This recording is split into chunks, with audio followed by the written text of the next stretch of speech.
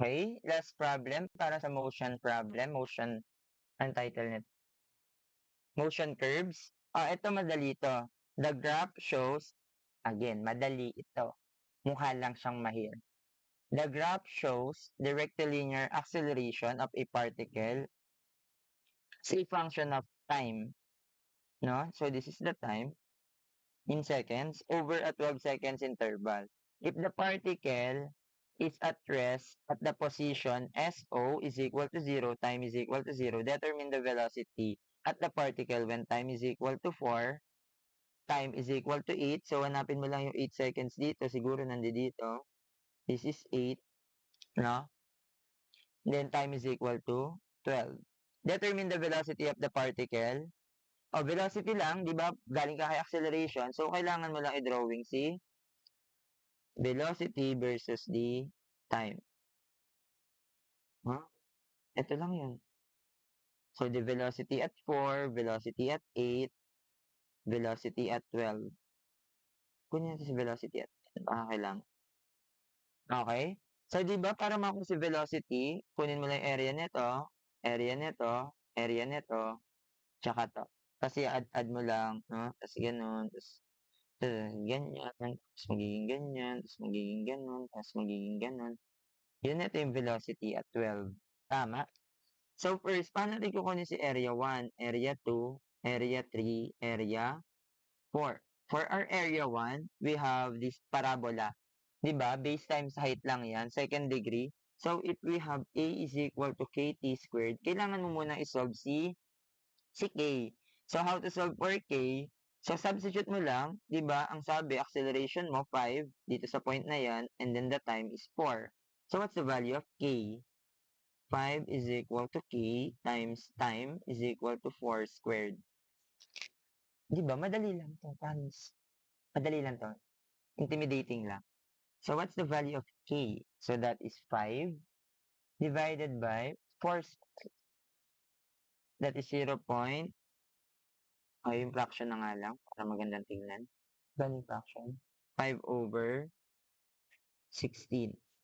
So, ibig sabihin, the A is now equal to 5 over 16 T squared. Tama? Yan ay acceleration. So, magkano yung velocity niyan? Di ba ang velocity niyan is equal to dv over dt is equal to 5 over 16 t squared. No? Magiging third degree na siya. No? So, that is dv is equal to 15 over 6 t squared dt. Therefore, the v is equal to initial velocity mo, velocity yung hinahanap, dv pala, minus 15 over 6 t squared dt, then integrate. Ang time mo is from 0 to 4. So, v is equal to, ito, substitute mo lang ito sa calcu, ano yung value niyan? That is equal to the integral of 15 over 6 times t. Ano yung t? X squared from 0 to 4. That is 53.3333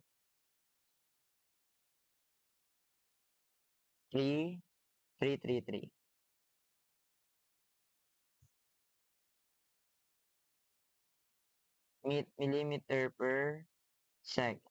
So, kung kukunin mo yan, that is positive, increasing, concave upward. No? So, that is, ito siya. That is 53.333. So, ito yung nahanap mo. So, this is RB at 4 seconds. Pero kung kailangan mo yung area lang naman, spandrel, that is 1/3. Base times height, ang base mo ay 4, ang height mo ay 5.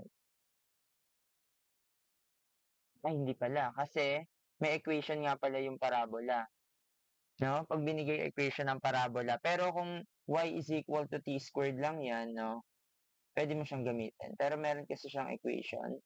So, kailangan mo talagang isolve yung A is equal to KT. Now, again, hindi mo pwedeng gamitin na isosolve agad yung eto. Kasi meron siyang constant, no? Si spandrel, para lang yan sa y is equal to t squared, x squared. No? Yan lang siya. Y is equal to x squared.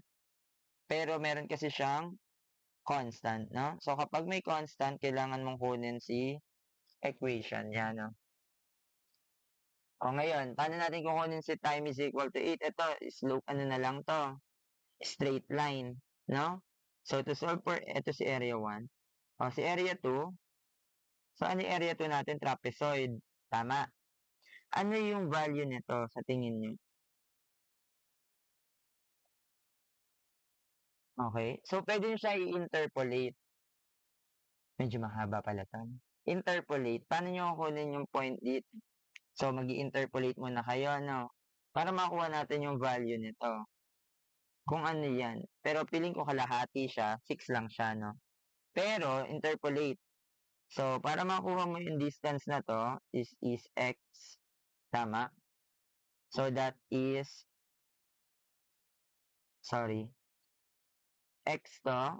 So, para makuha mo yun, x minus 5 divided by, eto, ma-minus natin to, x minus 5 divided by 4, 8 minus 4 is equal to, ratio and proportion lang, no?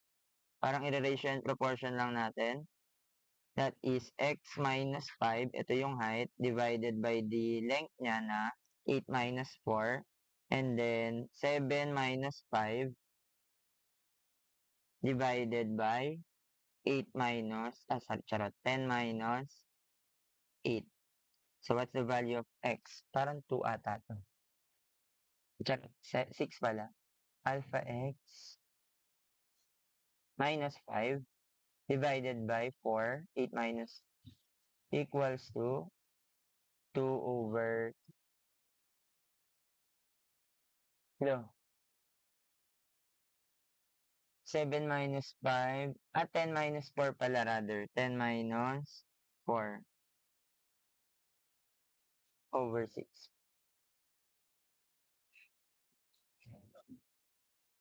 Oh, hindi. Naka-slope pala siya. Hindi pala siya nasa gitna. 8 minus 4, 10 minus 4, 7 minus 5. Oh, ang galing. So, that is equal to, hindi pala siya nasa gitna, ano, is 6.33. Oh, medyo tricky pala to, ano? So, what's the value of our V2? So, the velocity at 8 seconds is,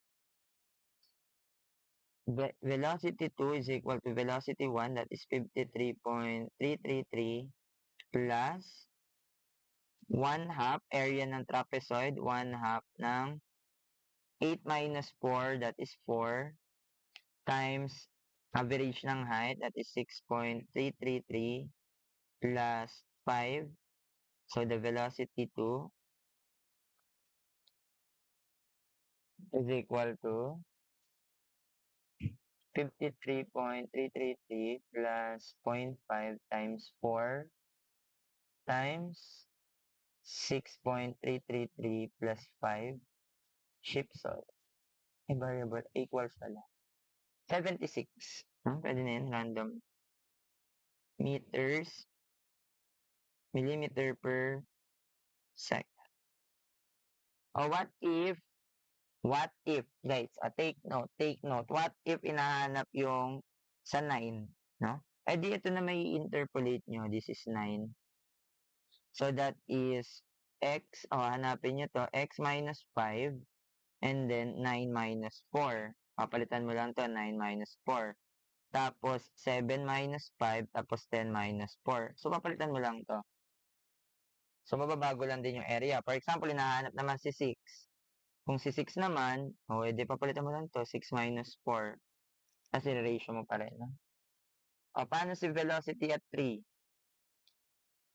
ito naman yon. So, that is equal to, pwede naman area 1, area 2, area 3. So, para masolve si velocity at 3, that is area 1 plus area 2 plus area 3 plus area 4.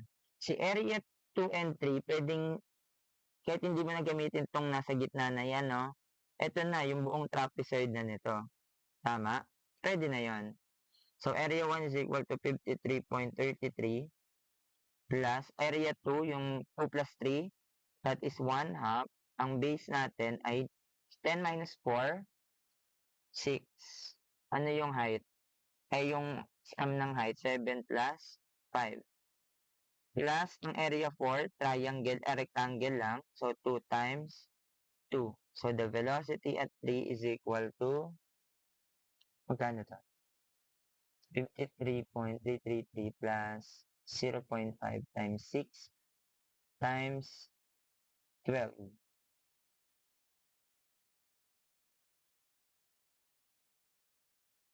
12 plus 2 times, that is equal to 93.333 millimeter per second. Okay, take note again. No, medyo matagal. Hindi nyo pwedeng makuha agad yung area nito na si area 2, area 1 kasi may equation ng parabola. Pero kung binigay lang naman is y is equal to kt at t squared, pwede yung spandrel natin, no? Pero ito, kunin nyo muna si equation ni velocity. And then substitute nyo na lang dito para hindi na kayo mag-integrate. Tama? Sundan? No? Ulit. Para makuha si area 1, that is simply, kunin natin to, hindi natin makukuha si area 1, no? Kasi, ito na yon. So, integral ng v. So, i-simplify natin. Ito, bago makuha si k, so kunin mo muna si 5 tsaka si 4. So, if acceleration is 5, time is 4. So, makukuha natin si k. So, ito na ngayon yung equation ng acceleration. Para makuha mo si velocity, mas madali kapag ginamitan mo ng acceleration, ang derivatives, no? So, we have dv, then equal to 15t squared. Then, integrate lang natin, limits from 0 to 4. And then, ito, i-input mo lang siya sa calcu. Then, masasolve na natin si velocity. Naka-radian pa rin pala ako. So, yan. Tapos, para makuha mo naman si time is equal to 8, no? Interpolate mo lang, no? Or ratio and proportion. Galing lang din po siya sa ratio and proportion. So, for example, ito siya. O, di ba nahanap natin yung height x, no? Tapos, ano yung length nito? That is 4. This is also 2. Hindi pala siya sa gitna hinahanap. Ang gitna pala ay time is equal to 4, 5, 6, 7, 8, 9, 10. Sa 6. Yung 6 pala yung nasa gitna. Sorry. Yun lang, no? Take note nyo to. Please review.